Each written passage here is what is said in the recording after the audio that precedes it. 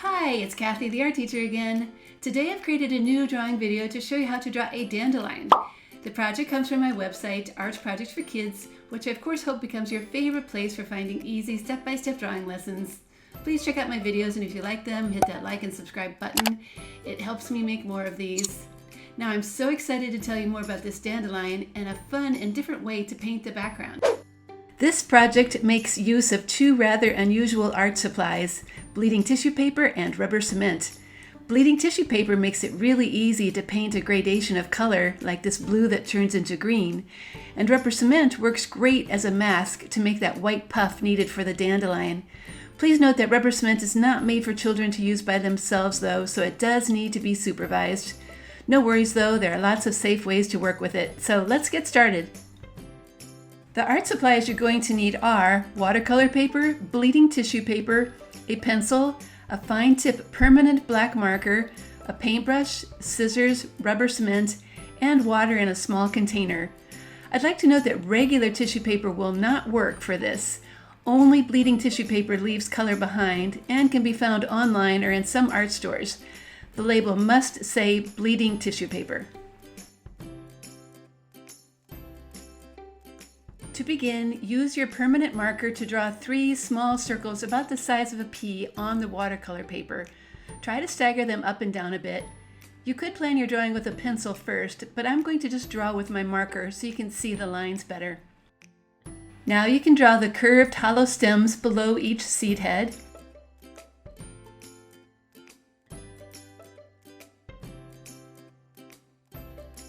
Next, draw seed stems radiating out from each seed head.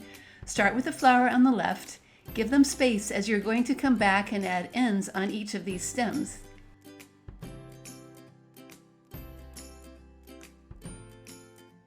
Do the same for the middle dandelion. Draw lines that are radiating out.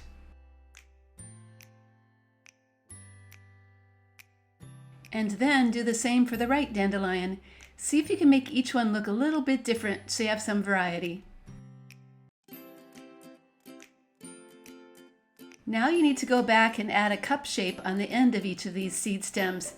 Add a V shape inside the cup and then finish each end with dots. Repeat this step for all the seed stems on this flower. Continue to add these ends to the middle and right dandelion until each seed stem has a little cap on the end. And now you can add a few stems blowing away if you wish. No pun intended.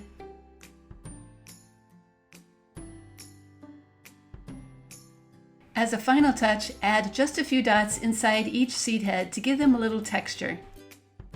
Now you can take your rubber cement and paint a circle over each dandelion. If you're doing this with kids, you could hold the cement container yourself so it doesn't spill, or even paint the circle for them if they are really young. Go over each flower several times so that you're certain the dandelion is covered pretty well. The goal is to have a solid inside and scratchy edges. Now choose 2 colors of tissue paper for your background.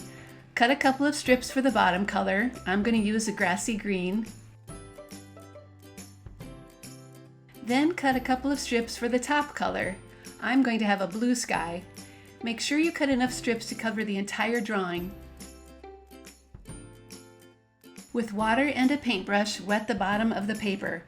Apply a strip of tissue and brush more water on top. Keep applying water in strips until the paper is covered. Always go back over the art to make sure it's really wet.